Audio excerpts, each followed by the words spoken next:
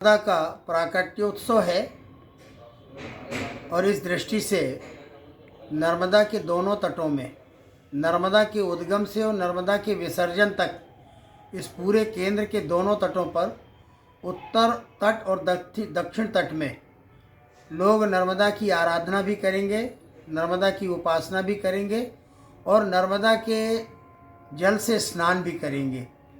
और बड़े उत्साह के साथ नर्मदा का जन्मोत्सव मनाएंगे।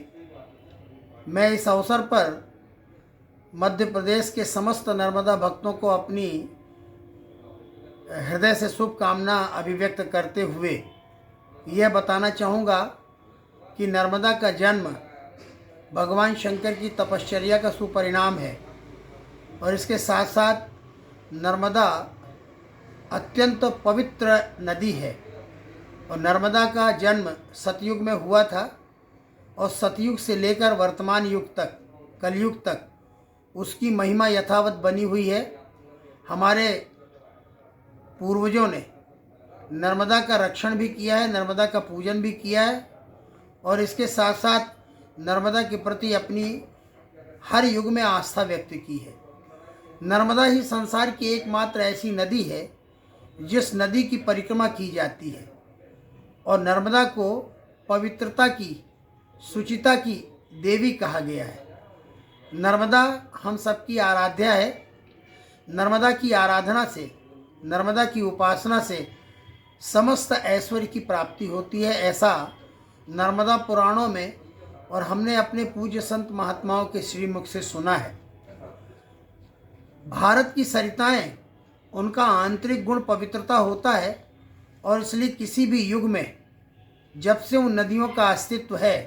तब से आज तक उनके इस आंतरिक गुण को न चुनौती दी गई है और न चुनौती दी जा सकती है। हाँ, नदियों का जो बाह्य कलेवर है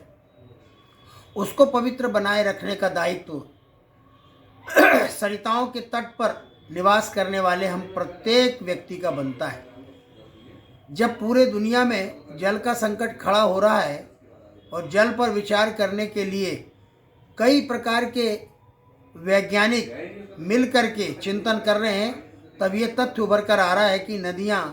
प्रदूषित नहीं होनी चाहिए। आज का युग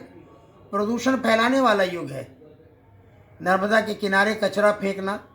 नर्मदा के किनारे गंदगी फैलाना और वो सारी की सारी गंदगी नर्मदा में पहुँचे, जहाँ एक और हम कहते हैं जल ही जीवन है, तो हमें यह तथ्य भी नहीं भूलना चाहिए कि जल में भी जीवन है और जल में जिनका जीवन है वे जल जंतु नर्मदा को पवित्र बनाए रखने का निरंतर कार्य करते हैं। इसलिए नर्मदा के आंचल को, नर्मदा के कलेवर को अपावन बनाने का हमारा किसी का भी प्रयत्न नहीं होना चाहिए।